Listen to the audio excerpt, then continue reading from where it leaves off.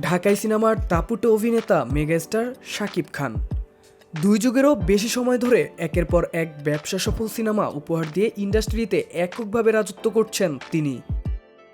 শুধু দেশেই নয়, গত কয়েক বছরে ওপার বাংলাতেও নিজের অবস্থান তৈরি করেছেন তিনি।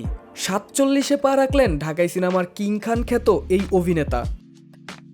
শনিবার ২৮ মার্চ জন্মদিন উপলক্ষে শাকিব খান ভক্তদের দিলেন এক বিশেষ চমক। নিজের ফেসবুক দেয়ালে তার আসন্ন ছবি রকস্টারের প্রথম লুক প্রকাশ করে লেখেন, প্রিয় দর্শকদের জন্য এটা আমার জন্মদিনের বিশেষ ট্রিট।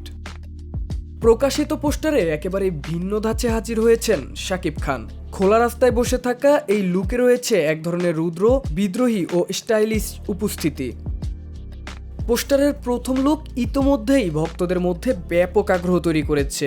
অনেকেই মনে করছেন রকস্টার সিনেমায় শাকিব খানকে একেবারেই নতুন অবতারে দেখা যাবে, যেখানে অ্যাকশন, স্টাইল ও ভিন্নধর্মী গল্পের মিশেল থাকতে পারে।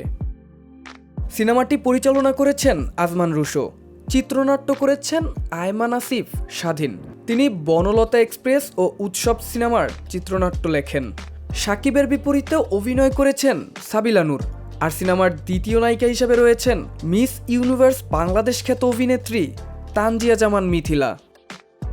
পরিচালক আজমান রুশো বলেন, যুব ট্রেন্ডি একজন রকস্টার লুকে দেখা যাবে শাকিবকে, একজন রক মিউজিশিয়ান যিনি নিজে গান লেখেন এবং নিজেই কম্পোজিশন করেন। এই আইডিয়া থেকে আমরা রকস্টার ক্যারেক্টার ডিজাইন করেছি।